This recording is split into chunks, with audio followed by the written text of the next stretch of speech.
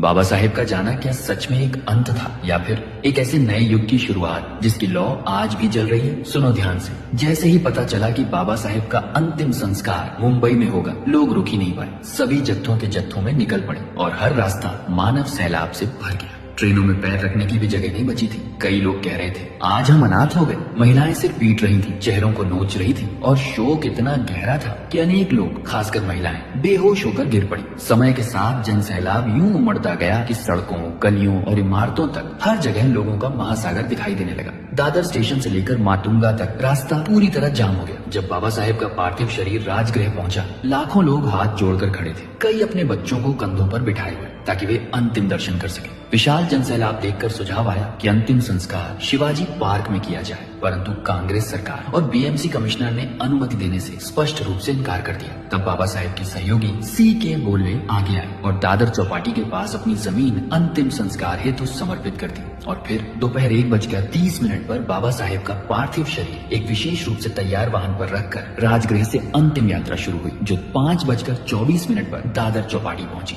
कई स्थानों पर मौन जनसागर अचानक गूंज उठा, बाबा साहेब की जय, बाबा साहेब अमर रहे। और इसी मौन सागर के बीच बाबा साहेब को चंदन की ऊंची विशाल चिता पर ऐसे रखा गया था कि जहां तक नजर जाए हर व्यक्ति अंतिम दर्शन कर सके। लेकिन अंतिम संस्कार शुरू होने से ठीक पहले दादा साहेब गायकवाड़ माइक पर आए और बोले, बाबा साहेब 16 दिसंबर को आपका हाथ पकड़कर आपको बुद्ध के धम्म की ओर ले जाने वाले थे, लेकिन आज उलटा हो गया। उनका शरीर चिता पर है, पर उनकी इच्छा हम यही पूरी करेंगे। जो लोग बौद्ध धम्म में अपनाना चाहते हैं हाथ उठाए। क्षण भर का मौन टूटा और पूरा समुद्र हाथों से भर गया। भदंतानंद कौशल्यायन ने वहीं उसी क्षण लगभग 10 लाख लोगों को धम्म दीक्षा दी। शोक के बीच जन्म लेती एक नई क्रांति। शाम 7:35 पर अंतिम संस्कार की विधि शुरू हुई और जब यशवंत आम्बेडकर ने चिता को अग्नि दी, तब पहली लौ उठी और बाबा साहेब धीरे धीरे पंच तत्वों में विलीन होते चले गए। वह दृश्य इतना दर्दनाक था कि हवा तक एक भारी आह जैसी महसूस हो रही थी। अगली सुबह 8 दिसंबर 1956 को दादर श्मशान से बाबा साहेब की अस्थियां यशवंत आम्बेडकर ने एकत्रित की और उस पवित्र क्षण में लगभग 3 लाख लोग मौन श्रद्धांजलि में खड़े थे। जो 6 दिसंबर को नहीं पहुंच पाए थे, वे आज पूरी विनम्रता से सिर झुकाए खड़े थे। वहीं भदंत आनंद कौशल्यायन ने त्रिशरण और 22 प्रतिज्ञाओं के साथ लगभग 1,50,000 लोगों को धम्म दीक्षा दी। बाबा साहेब की अस्थियां केसरिया वस्त्र में लिपटी हुई एक खुले वाहन में रखी गई और लगभग 3 लाख लोगों की अंतिम श्रद्धांजलि यात्रा